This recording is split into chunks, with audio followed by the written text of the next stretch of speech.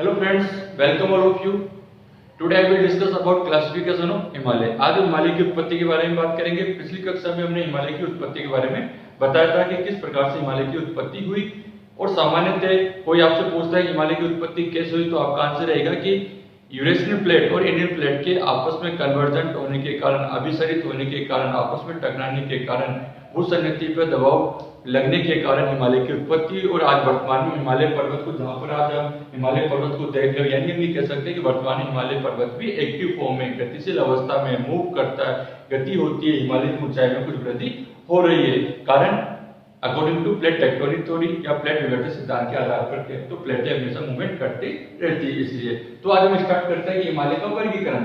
अब हिमालय की उत्पत्ति हो चुकी है और भारत में, जैसे आपने देखा कि भारत के मैप को यदि आप देखते हो, ये भारत का मैप, यहाँ पे हिमालय स्थिति आ चुकी है और हिमालय के ऊपर यूरेशियन प्लेट, इधर हिमालय, देन इंडिया। तो हिमालय की जो उत्पत्ति के पश्चात हिमालय की जो शाखाएं निकली, हिमालय की जो ब्रांचेज जो, उनके भी अलग अलग नाम है। और कुछ का जो भौगोलिक वर्गीकरण की बात करें या प्रादेशिक वर्गीकरण की बात करें, तो भौगोलिक वर्गीकरण के आधार पर हम कहते हैं कि भौगोलिक वर्गीकरण के आधार पर, जैसे great Himalaya, lesser Himalaya, small Himalaya या शिवालिक हिमालय, देन ट्रांस हिमालय, ये तो आपके थे भौगोलिक वर्गीकरण के आधार पर। रीजनल की बात करें, जैसे पंजाब हिमालय, कुमायूं हिमालय, नेपाल हिमालय, असम हिमालय, ये आपके रीजनल के आधार पे थे। तो हम यह बात करना चाहेंगे हिमालय का जो वर्गीकरण हुआ है, हिमालय की जो स्थिति देख लो, उसका क्लासिफिकेशन है, तो इसके क्लासिफिकेशन दो तरीके से डिवाइड कर सकते हैं।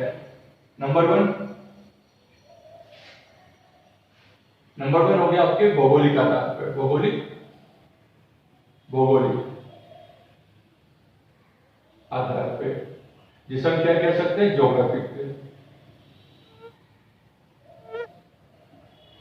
ज्योग्राफिकल बेस या क्लासिफिकेशन ऑफ ज्योग्राफिकल। और दूसरा हम कह सकते हैं प्रादेशिक आधार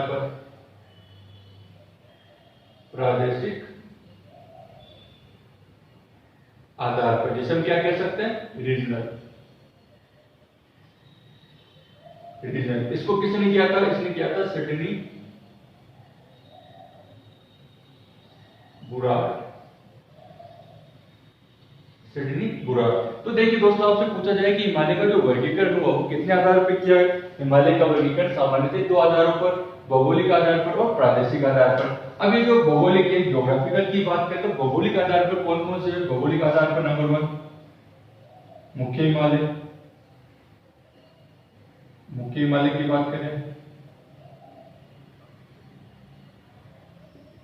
नंबर 2 ट्रांस हिमालय,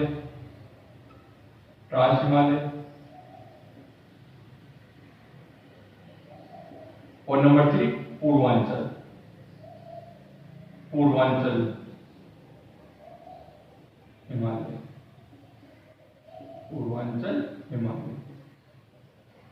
ये हो गया आपके ज्योग्राफिकल बेस पे मेन हिमालय, ट्रांस हिमालय, पूर्वांचल हिमालय की बात की। किसके आधार पर? भौगोलिक आधार पर। और यदि प्रादेशिक आधार पर की जाए, तो प्रादेशिक आधार पर हो जाएगा आपका पंजाब हिमालय,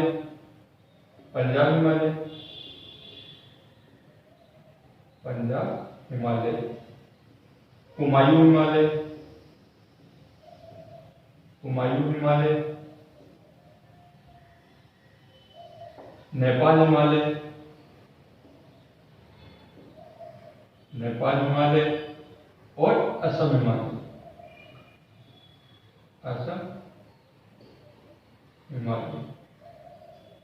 यानी हम ये कह सकते हैं हिमालय पर्वत जो दुनिया में सबसे बड़ा फोल्डेड माउंटेन भी है और भारत का सबसे बड़ा या एशिया का सबसे बड़ा नवीन युवा वाली पर्वत भी कह सकते हैं, जो क्या करता है, जो एक तरीके से नेचुरल बॉर्डर लाइन का काम करता है, प्राकृतिक विभाजक का काम करता है। और वर्तमान में सबसे अच्छी बात देखिए, वर्तमान में यदि आप देख रहे हो कि इंडिया की जो लोकेशन है और इसके ऊपर हिमालय की जो अवस्थिति है वो कितनी सुंदर है। वो इसलिए कि हमें यह भी पता है कि हिमालय की जो उत्पत्ति हुई काफी जटिल हुई है, कि हमने कहा कि इसका निर्माण तृतीय कल्प में हुआ, सेनोजाइक कल्प में हुआ, जिसमें ट्रेजरी काल को कहते हैं हम, इयोसीन, ओलिगोसीन, मायोसीन, प्लायोसीन में। लेकिन हिमालय की तो उत्पत्ति होने के पश्चात यदि आज वर्तमान काल की बात करें, पॉलिटिकल बेस की बात करें, राजनीतिक दृष्टि से बात करें, तो जो चाइना है और जो इंडिया को बार बार किसी न किसी डायरेक्ट इनडायरेक्ट रूप से परेशान कर रहा है अपनी साम्राज्यवादी नीतियों के विस्तार के कारण, कि सभी दुनिया में चाइना का सभी जगह आधिपत्य हो जाए सभी देशों में। लेकिन भारत की सबसे अच्छी बात क्या है, जो हिमालय ने पूरा इस चाइना को ब्रेक कर रखा है, क्योंकि हिमालय कहीं पर ऊंचाई, कहीं पर नीचा है, कहीं पर्वत चोटियां है, कहीं पर्वतीय श्रृंखला है, तो डायरेक्ट यहाँ पे अटैक या डायरेक्ट यहाँ पे इंडिया को परेशान नहीं कर सकता। इस कारण से हिमालय हमारे लिए एक प्राकृतिक या एक भौगोलिक या एक राजनीतिक दृष्टि से काफी इंपॉर्टेंट रोल रखता है फॉर आवर कंट्री इंडिया के लिए। तो आज हिमालय की स्थिति को हम इस प्रकार से समझते हैं कि भौगोलिक base, then regional base, then political base. Political base इसलिए कहना जरूरी है कि वर्तमान में पॉलिटिकल जो जितने भी आपके देश की जो बाउंड्री इन हिमालय के आसपास लगी हुई है, वो सभी क्या है, उन सबकी साम्राज्यवादी नीतियों के कारण वो हिमालय को पार करने के बाद आपके इंडिया में अटैक करना या इंडिया में अपना विस्तार करना या इंडिया को किसी न किसी प्रकार से परेशान करने की नीतियां अपनाने लगे। लेकिन सबसे बड़ी दीवार ऐसे हिमालय ने उसको एक तरीके से रोक रखा है, एक तरीके से इसको एक स्टॉप गेट की तरह, एक स्टॉपर गेट की तरह इन दोनों के बीच में होने के कारण चाइना इंडिया पे पूर्ण रूप से कब्जा नहीं कर पा रहा है। तो देन हमारे लिए तो काफी अच्छी बात है, ठीक है।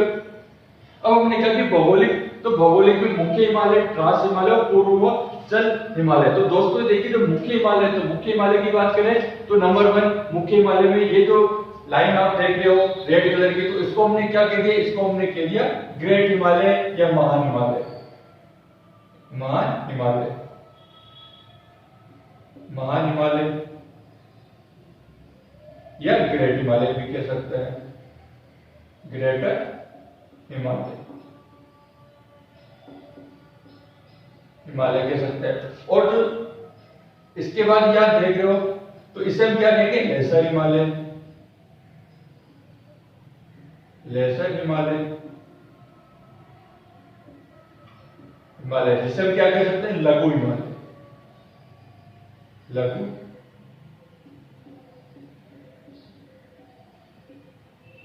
हिमालय। और ये जो ग्रीन कलर की लाइन है इसको हम कह सकते हैं शिवालिक हिमालय, शिवालिक हिमालय,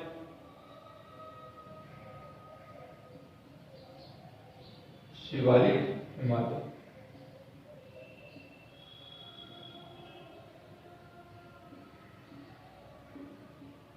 शिवालिक हिमालय, हिमालय। तो हम ये कह सकते हैं कि मुख्य हिमालय के आधार पर हमने क्या कह दिया, महान हिमालय, लघु हिमालय, देन शिवालिक हिमालय। कितने भागों में बांट सकते हैं इसको, 3 यानी 3 भागों में। यानी मुख्य हिमालय के कितने ब्रांच है, 3 ब्रांच है, जिसका वापस से अगेन नाम ग्रेटर हिमालय, महान हिमालय, लघु हिमालय, शिवालिक हिमालय। तो ये आपको थोड़ा सीक्वेंस आपको मालूम होना चाहिए, उत्तर से दक्षिण की बात करें। और अगला दे रखा है हमने ट्रांस हिमालय। ट्रांस हिमालय कहां पे आएंगे, ट्रांस हिमालय आपके ट्रांस हिमालय, ये ट्रांस हिमालय जिसे हम ट्रांस या तिब्बत हिमालय भी कह सकते हैं, भी कह सकते हैं। क्यों कहते हैं ट्रांस हिमालय, तिब्बत हिमालय, क्योंकि ये आपके मुख्य जो हिमालय है उसके उत्तर में स्थित है। मुख्य हिमालय के उत्तर में स्थित होने के कारण इसको भारत में पूर्ण रूप से काउंटेबल माना जाता है। पूर्ण रूप से काउंटेबल नहीं माना जाता है क्योंकि भारत ये मुख्य हिमालय के उत्तर में स्थित होने के कारण। लेकिन इसकी स्थिति अगर आप देखो तो ये कहां पर, यहाँ पे पामीर की घाट, पामीर की घाट से इसकी एक शाखा जुड़ी हुई है। इधर कैलाश पर्वत है, कैलाश पर्वत तरफ इसका एक भाग है। यहां पे आप देखोगे ये कीर्तर पर्वत श्रेणी, कीर्तर पर्वत, ये सुलेमान पर्वत, सुलेमान पर्वत। यहाँ पे ये जो स्थिति है हिंदुकोश पर्वत, हिंदुकोश पर्वत श्रृंखला, ये पामीर की घाट। और यहीं पर क्या, यहीं पर आपके काराकोरम पर्वत श्रेणी भी स्थित है, काराकोरम। देखिए कितनी स्थिति में कितनी, मतलब कि हिमालय की उत्पत्ति कितनी जटिलता से हुई, इतना सरल नहीं हुआ। और जटिलता के साथ साथ यहाँ पे जो शाखाओं का निर्माण हुआ, उसकी हम स्थिति देख रहे हैं। अब हम ये कहना चाहेंगे कि मुख्य हिमालय की जो उत्पत्ति हुई और मुख्य हिमालय में जो ये महान हिमालय, लघु हिमालय या शिवालिक हिमालय का निर्माण हुआ, ये कब हुआ, कौन से समय में हुआ? तो देखिए यहाँ पे हम लिखते हैं इयोसीन, मायोसीन, देन प्लायोसीन। यानी ई का मतलब क्या हो गया? जैसे हमें ट्रैसिक काल की बात की, Eocene, Eocene, Oligocene, Oligocene, Miocene, Miocene और प्लायोसीन, प्लायोसीन और आगे प्लीस्टोसीन, प्लीस्टोसीन। यानी हम ये कह सकते हैं कि जो मुख्य हिमालय की जो शाखा है, महान हिमालय, तो ग्रेटर हिमालय कब हुआ? इयोसीन काल में। इयोसीन काल में लघु हिमालय, लेसर हिमालय की निर्माण कब हुआ? मायोसीन काल में। और अंतिम जो शिवालिक है उसका निर्माण हुआ प्लायोसीन काल में। तो आपके सामने एक क्वेश्चन पूछे जाते हैं, विश्व की सबसे प्राचीन पर्वत श्रेणी अरावली पर्वत श्रेणी, विश्व की सबसे नवीन पर्वत श्रेणी हिमालय पर्वत श्रेणी, और हिमालय का जब विभाजन कर देते हैं और उसमें भी पूछा जाता है कि इन तीनों में सबसे नवीन पर्वत श्रेणी कौन सी है, तो सबसे नवीन पर्वत श्रेणी क्या हो जाएगी? हिमालय की नवीन शिवालिक हो जाएगी, नवीन शिवालिक हो जाएगी। अब हम ये कह सकते हैं नवीन का मतलब कि युवा, युवा पर्वत श्रेणी भी कह सकते हो, नवीन पर्वत श्रेणी भी कह सकते हो। तो हमने ये देखा कि महान हिमालय और शिवालिक हिमालय के मध्य में क्या स्थित है? लघु हिमालय स्थित है, और लघु हिमालय के नीचे क्या स्थित है? शिवालिक हिमालय स्थित है। तो ये तो थी आपकी भौगोलिक आधार पर मुख्य हिमालय, ट्रांस हिमालय और पूर्वांचल रहेगा। तो पूर्वांचल अगर हम देखें तो ये पूरा एरिया आपके सामने, ये वाला जो पूरा एरिया है, ये इसी को हमने क्या कहते हैं? इसी को हम पूर्वांचल कह दिया, पूर्वांचल पर्वत श्रेणियां, पूर्वांचल पर्वत श्रेणियां। और ये पूर्वांचल में क्या? 7 सिस्टर है, 7 सिस्टर यानी 7 बहनों का राज्य, 7 बहनों का राज्य भी ये। यानी कि जो अरुणाचल प्रदेश है, असम है, नागालैंड है, मणिपुर है, मिजोरम है, मेघालय, ये सब क्या? ये सब पूर्वांचल राज्य कहलाते हैं। और पूर्वांचल होने के कारण यहाँ पर अगर आप देखते हो अरुणाचल प्रदेश में ये सब क्या है? ये सब यहाँ की पर्वत श्रेणियां हैं, जिसको हम क्या कह सकते हैं? डमी, अमी, डमी से डाफला, डाफला पर्वत श्रेणी, मिसमी पर्वत श्रेणी, अबोर पर्वत श्रेणी,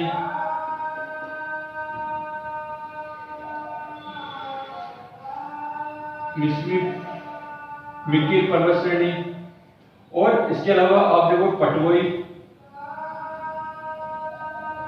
पटवई, गारो,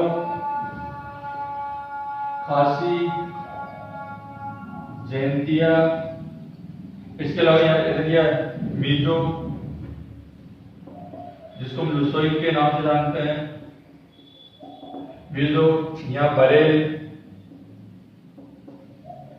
पर्वत श्रृंखला, और यहाँ पे गारो, खासी, जयंतिया। इतनी सारी डाफला, मिसिपी, अबोर, मिकिर, जयंतिया, गारो, खासी, जयंतिया, बरेल, मिजो, त्रिपुरा, ये सब क्या? ये सब पूर्वांचल में बनने वाली पर्वत श्रृंखलाओं के ही भाग है, हिमालय के ही भाग है।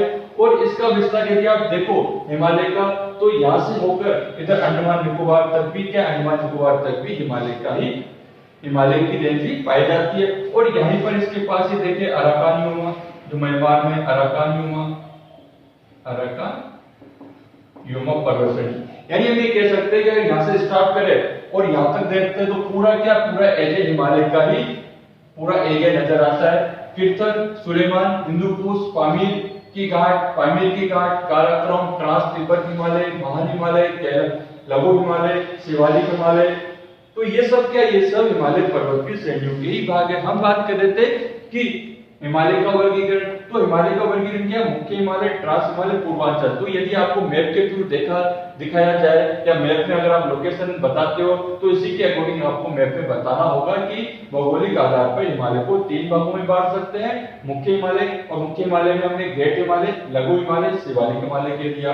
ट्रांस हिमालय जो मुख्य हिमालय के उत्तर में स्थित है, जहां पर तिब्बत का एरिया स्टार्ट हो जाता है। तिब्बत में होने के कारण इसको तिब्बत हिमालय भी कह देते हैं। ऊपर है ट्रांस हिमालय, तिब्बत हिमालय भी कह सकते हैं। इसके अलावा पूर्वांचल हिमालय, भारत के पूर्व में जो पर्वत श्रेणी है हिमालय की जो बनी हुई है, उसी को हमने क्या कह दिया? उसी को हमने पूर्वांचल हिमालय कह दिया। और पूर्वांचल हिमालय में ये जितनी भी ये आपके पर्वतीय श्रृंखलाएं दिखाई देती है वो सभी किसमें होगी? पूर्वांचल में होगी। अब एक अगला वर्गीकरण है पंजाब हिमालय, पंजाब हिमालय, कुमायूं हिमालय, नेपाल हिमालय और असम हिमालय। तो इसको कैसे हम ध्यान कर सकते हैं? इसको याद करना और भी सरल है कि आपने क्या कर दिया? आपने P K N A यानी पकना, ये ध्यान रखोगे तो ट्रिक्स आपके क्या है? ये सीक्वेंस होगी उत्तर से दक्षिण में या दक्षिण से उत्तर में, कैसे भी क्रम पूछा जाए आपको ध्यान रहेगा।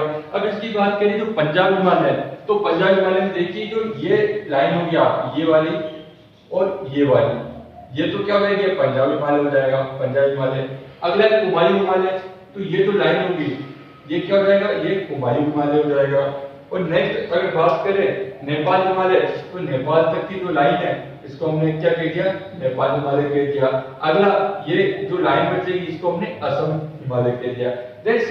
सिडनी बुराक ने प्रादेशिक आधार पर किया था। अब इसमें क्या है? इसका वर्गीकरण रिवर को ध्यान में रखकर किया गया है, इसका वर्गीकरण माउंटेन रेंज को ध्यान में रख के किया गया है। देन दोनों में अंतर क्या है? यहाँ पे माउंटेन रेंज के थ्रू बताया जाएगा और यहाँ पे नदियों के, रिवर के एक्सटेंड एरिया के आधार पर बताया जाएगा कि कौन सी नदी का विस्तार कहाँ तक है और उसकी चौड़ाई, उसकी लंबाई कितनी है और वहां पे कौन कौन से राज्य इंक्लूड किए जाते हैं। देन सामान्यतः हमने क्या समझा कि हिमालय के वर्गीकरण को सामान्यतः इस प्रकार से बताया जा सकता है। तो हिमालय यानी उत्तर पर्वतीय एरिया, यानी जो उत्तर पर्वतीय एरिया है वही क्या कहलाएगा? वही आपके हिमालय कहलाएगा। तो दोस्तों आपको मालूम होना चाहिए कि उत्तर पर्वतीय एरिया की अगर बात करें कि हिमालय का यहां से स्टार्ट करें, यहां से लेकर नंगा पर्वत से लेकर आपके नामचा वर्मा तक, नंगा पर्वत से लेकर नामचा वर्मा तक, तो ये हो गया आपका नंगा पर्वत, नंगा पर्वत। और ये कितना? 8126 मीटर इसकी ऊंचाई है। और यहाँ पे हो गया नंगा पर्वत, ये नामचा वर्मा, नामचा वर्मा, नामचा वर्मा, इसकी ऊंचाई कितनी? 7756 मीटर हो गई। यही हम ये कह सकते हैं कि उत्तर पर्वतीय के विस्तार कहां से हो गया? नंगा पर्वत से लेकर नामचा वर्मा तक हो गया। और इसकी जो लंबाई है वो कितनी होगी? इसकी लंबाई 2400 किलोमीटर में फैला हुआ उत्तर पर्वतीय हिमालय 2400 किलोमीटर में फैला हुआ है। और यहाँ पे जो औसत ऊंचाई है, यहाँ पे पहाड़ों की जो औसत ऊंचाई है वो कितनी है? एवरेज हाइट कितनी? 6000 मीटर तक, यानी कि 6000 मीटर तक की पाई जाती है। आपको यह भी मालूम होना चाहिए कि उत्तर पर्वतीय जो हिमालय, तो उत्तर पर्वतीय हिमालय में ही जो नेपाल में आपकी माउंट एवरेस्ट, जिसको विश्व की सबसे ऊंची चोटी कहते हैं, जिसकी ऊंचाई 8848 मीटर है, वो भी क्या है? वो भी इस उत्तर पर्वतीय क्षेत्र में स्थित है। और यहाँ से अगर देखें कि उत्तर पर्वतीय जो हिमालय, इसमें कौन कौन से राज्य आ जाएंगे? देखिए इधर ये जम्मू कश्मीर आ जाएगा पूरा, यहाँ पे जम्मू कश्मीर, पंजाब आ जाएगा, हिमाचल प्रदेश आ जाएगा, उत्तर प्रदेश, नेपाल, सिक्किम, भूटान, और ये आपका अरुणाचल प्रदेश, असम, मेघालय का त्रिपुरा, मिजोरम तक का एरिया। और नीचे अगर देखो तो अंडमान निकोबार तक इसका पूरा विस्तार देखने को मिलता है। तो हमने ये कहा कि उत्तर पर्वतीय जो हिमालय, उसका विस्तार काफी लंबा फैला हुआ है। और इस हिमालय पर्वत में, इस उत्तर पर्वतीय हिमालय में अगर आप देखो कई नदियों का उद्गम स्थल है, जैसे सिंधु नदी, गंगा नदी, यमुना नदी, ब्रह्मपुत्र नदी, ये सब नदियां क्या? ये सब नदियां आपके उत्तर पर्वतीय प्रदेश यानी हिमालय से ही निकलती है। और इसी के साथ साथ यहाँ पे कई दर्रे भी पाए जाते हैं, जिसको हम पास कहते हैं, दर्रे कहते हैं। क्यों? क्योंकि पर्वतीय क्षेत्र है और पर्वतीय क्षेत्र में आवागमन इतना आसानी से नहीं हो पाता है, क्योंकि पहाड़ियां या पर्वत ऊंचे नीचे होने के कारण यहाँ पे जो दर्रे होते हैं वो दर्रे एक कम्युनिकेशन गैप को कम करते हैं, आवागमन को थोड़ा सरल कर देते हैं। जैसे यहाँ पे जोजिला, बुर्जिला दर्रा, पीर पंजाल दर्रा, इधर जिपू लेक दर्रा, इधर नीतिला दर्रा, थागला दर्रा, इधर शिवा का दर्रा, बारालाचा दर्रा, यहाँ पे बोमडिला, ये सब क्या, ये सब जो पास यार वो भी क्या है, उत्तर पर्वतीय हिमालय में स्थित है। इसी के साथ साथ हम ये भी कहेंगे कि इसी पर्वत श्रेणी पर, इसी उत्तर हिमालय पर आपके अच्छे हिल स्टेशन यानी पर्वतीय जो घूमने लायक टूरिस्ट सेंटर है, टूरिस्ट प्लेस है, वो भी यहीं पर स्थित है। जैसे आपने नैनीताल का नाम सुना है, शिमला, नैनीताल, दार्जिलिंग, मसूरी, फूलों वाली घाटी, उत्तराखंड, देहरादून, ये सब क्या, ये सब इसी हिमालय उत्तर पर्वतीय प्रदेश में स्थित है। यानी हम ये कह सकते हैं कि complete whole Himalaya range area is a strong for India natural, political या इकोनॉमिक पर्पस से। कि हम राजनीतिक दृष्टि से देखें तो भी हिमालय का महत्व है, भौगोलिक दृष्टि से देखें तो बहुत अच्छा महत्व है इसका, राजनीतिक दृष्टि से बता दिया, भौगोलिक दृष्टि से और आर्थिक दृष्टि से, इकोनॉमिक पर्पस से भी इसका अपने आप में एक इम्पैक्ट है। क्योंकि इसी के रास्ते पे कई बाहरी देशों के आक्रमणकारी आपके इंडिया में एंटर किए और उन्होंने यहाँ की जो संपदा है, यहाँ के रिसोर्स है, उनका यूज किया और हिमालय पर कई प्रकार के खनिज पाए जाते हैं, कई प्रकार की वनस्पतियां पाई जाती है, कई प्रकार की औषधियां पाई जाती है। ये सभी क्या है, ये सभी आपके हिमालय में उपलब्ध है। इसलिए इस हिमालय का एक भौगोलिक दृष्टि से बहुत बड़ा महत्व है। और आज हमने ये जाना कि हिमालय किस प्रकार से भारत के लिए एक पूर्ण रूप, एक दीवार के रूप में एक स्ट्रॉन्ग बना हुआ है, यानी कि हिमालय।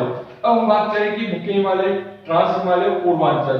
तो मुख्य हिमालय में सबसे पहले हमने कहा कि मुख्य हिमालय में महान हिमालय की बात करें, ग्रेटर हिमालय की बात करें, तो देखिए दोस्तों, ग्रेटर हिमालय जिसको हम क्या कहते हैं, ग्रेटर को महान हिमालय भी कह सकते हैं, हिमाद्री भी कह सकते हैं, या मुख्य हिमालय भी कह सकते हैं, या बर्फ आच्छादित हिमालय भी कह सकते हैं। ये सब नाम क्या है, ये सब नाम आपके महान हिमालय, ग्रेटर हिमालय के ही है। और इसका जो विस्तार है, इसकी जो विस्तार है वो 2400 किलोमीटर एरिया में यहाँ से लेकर यहाँ तक इसका विस्तार पाया जाता है।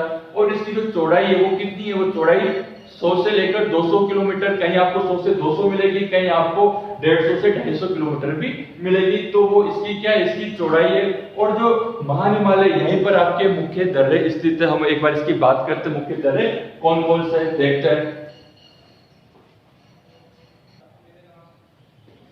देखिए हम बात करते हैं मुख्य हिमालय की। तो मुख्य हिमालय में हमने कहा कि ये जो आपका ग्रेटर हिमालय है, ग्रेटर हिमालय, हिमालय जिसको हम क्या कह सकते हैं, इसके नाम कौन कौन, हिमाद्री भी कह सकते हैं,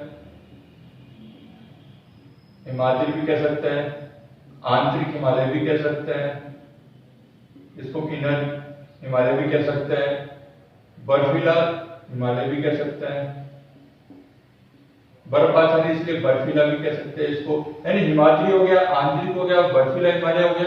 और फ्रेश वाटर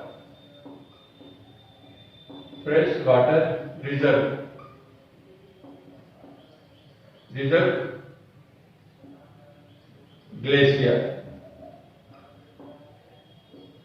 भी कह सकते हैं। यानी कि जो मुख्य हिमालय के अंतर्गत हमने देखा कि जो ग्रेट हिमालय, जिसको हमने महान हिमालय कह दिया, महान हिमालय,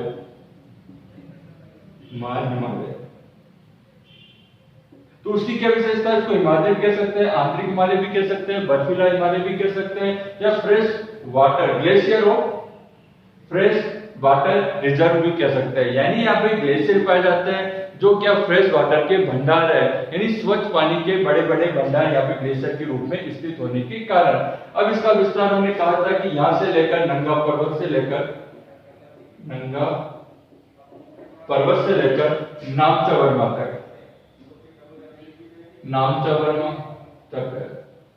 नामचा वर्मा। और नामचा वर्मा की बात करते हैं 756 मीटर इसकी ऊंचाई है और इसकी 8126 मीटर ऊंचाई है। और यहीं पर क्या है, यहीं पर आपके जो जितनी भी हाईएस्ट पीक है वो सभी यहीं पाई जाती है। जैसे हमने कहा, इधर लिख देते हैं नाम, नंगा पर्वत,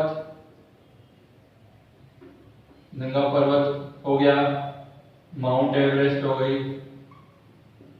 माउंट एवरेस्ट। दूसरा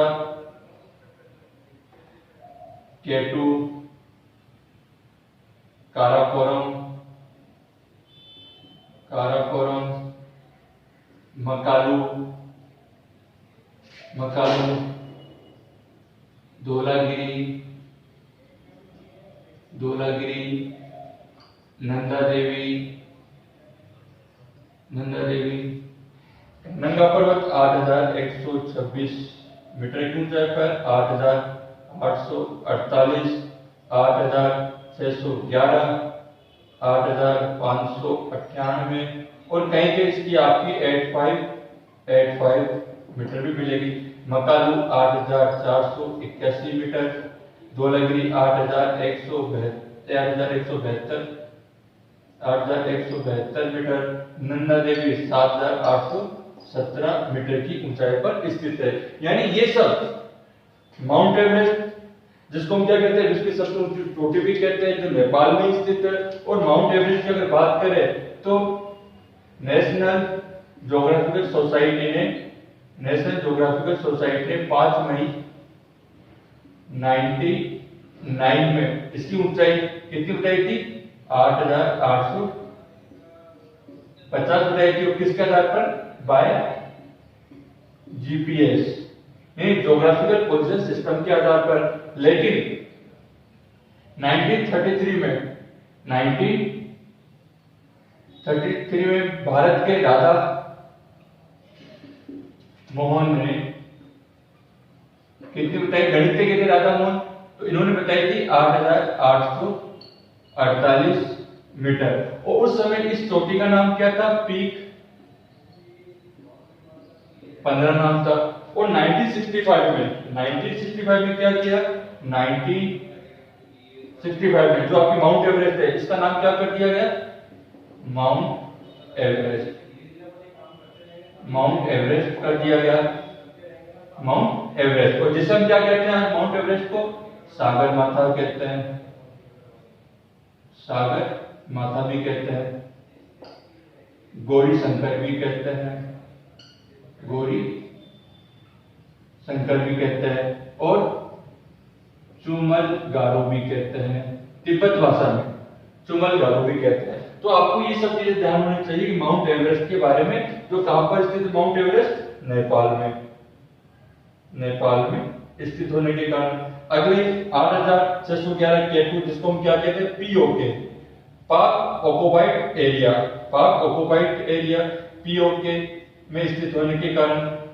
अगला काराकोरम, जो काराकोरम कहां पर है? काराकोरम आपके मुख्य हिमालय के ऊपर, जो ट्रांस हिमालय की बात करेंगे वहां पे काराकोरम पर्वत श्रेणी स्थित है, जिसे हम क्या कहेंगे? काराकोरम को Asia backbone, backbone, backbone of Asia भी कहते हैं काराकोरम को।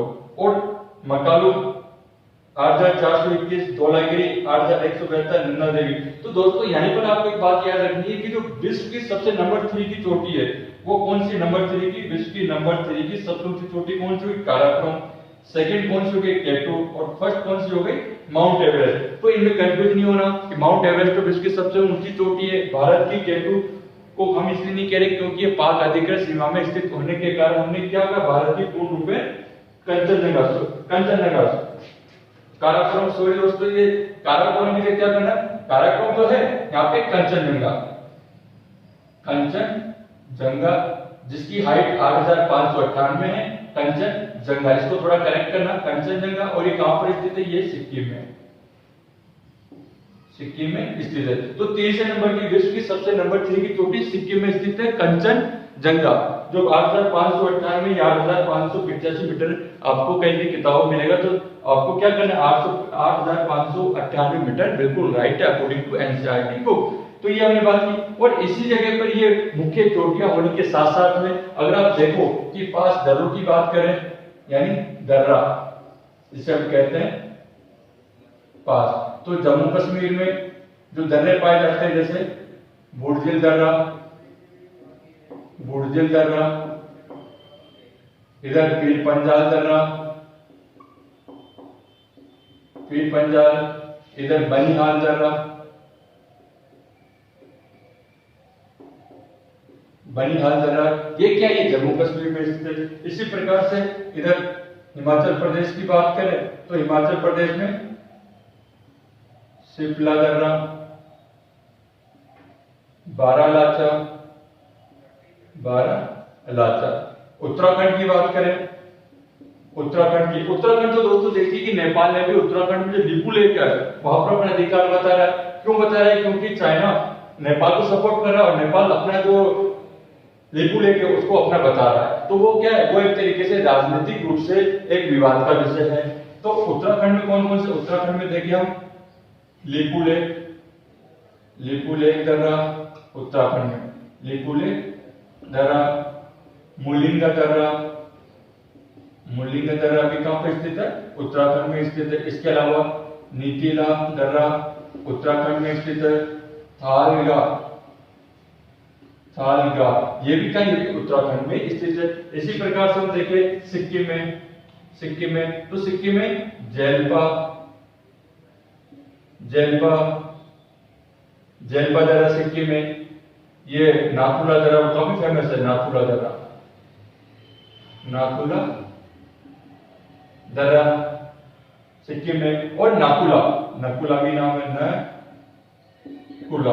तो देखिए नकुला, यहां से तो चाइना का विवाद स्टार्ट हुआ, नकुला से तो चाइना का विवाद स्टार्ट हुआ। नकुला जाना ने यहाँ पे चाइना ने यहाँ पर भी अपना अधिकार बताने की कोशिश की। लिपू लेका जो हमने कहा, काला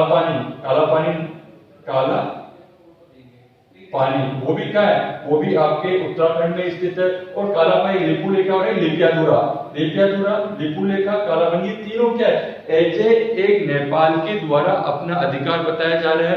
क्योंकि चाइना इसको सपोर्ट करने के कारण नेपाल क्या कर रहा है, नेपाल इन एरियो पर अपने अधिकार को या अपने मैप में इनको शो करके अपना बताने की कोशिश कर रहा है। लेकिन ये सब क्या, ये सब भारत के ही एरिया और सुगाली संधि के द्वारा ये लिपू लेक हमारे ही भारत में स्थित है। यहाँ पर पहले हमारे यहाँ पे एक एयरफोर्स की एक ट्रेनिंग सेंटर भी हुआ करता था, यहाँ पे एक चौकी भी हुआ करती थी। तो वो भी क्या, इसके साक्ष्य के आधार पर ये कह सकते हैं कि भारत का ही भाग है। तो हमने कहा कि जो मुख्य हिमालय में हम बात कर रहे थे, महान हिमालय में, तो महान हिमालय में क्या, कुछ पर्वत चोटियां भी स्थित है, कुछ दर्रे भी स्थित है। इसके अलावा यहाँ पे देखो कि ये सिंधु झेलम चिनाब रावी व्यास यानी नदी उद्गम एरिया भी इधर आपके देखे तो गंगा नदी का उद्गम भी है, यमुना नदी का उद्गम भी है। कैलाश मानसरोवर पर्वत की बात